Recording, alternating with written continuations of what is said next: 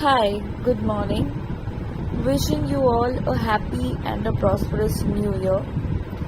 You are listening to Kotak Securities weekly fundamental podcast, and I am your host, Rini Mehta.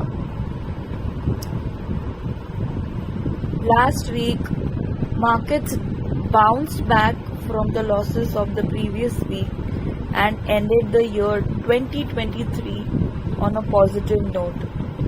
In the last week of December, it hit new milestones thanks to a number of positive factors, including falling US bond yields, decreasing crude oil prices, increased buying from foreign investors, and expectations of rate cuts by major central banks in the early part of 2024.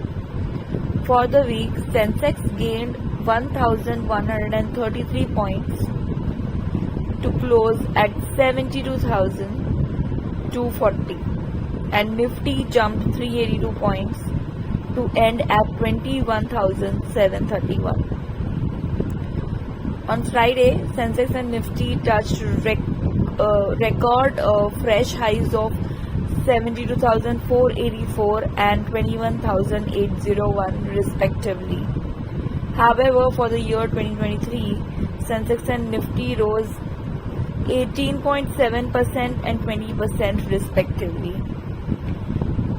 Last week, broader indices also touched fresh record highs with mid-cap, large-cap and small-cap adding 2.6%, 2% and 1.6% respectively.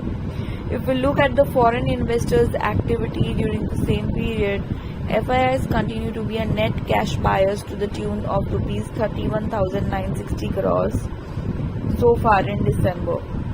Global stock markets were also quite strong in the last week.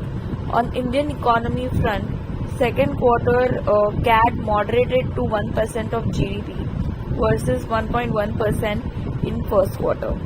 FPI flows are expected to remain volatile. FPI flows so far in December were being mixed for emerging markets. Now coming to the stock picks and stock ideas for the week. First is 361. We have a buy rating on the stock with a target of 750. We recently interacted with CEO Karan Bhagat and a few other members of senior management of the company.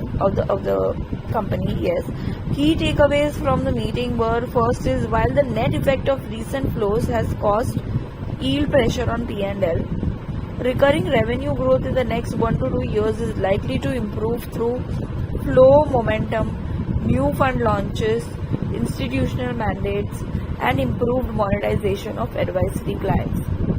Second is the impact of new verticals, HNI and offshore, will show up in FY26, even as the expense impact will be largely absorbed over FY24 to 25.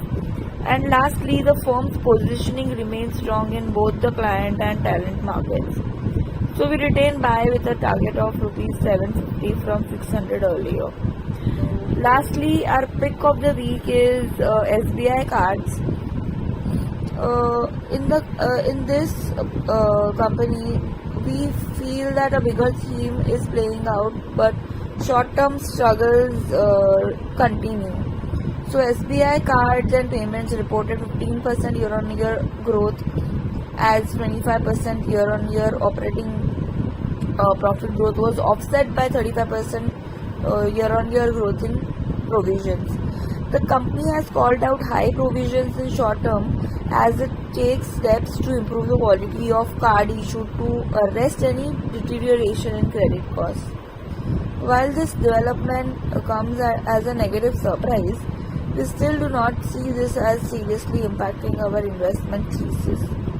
We like the space despite these concerns, so we have retained buy with a target of Rs 925 on the stock.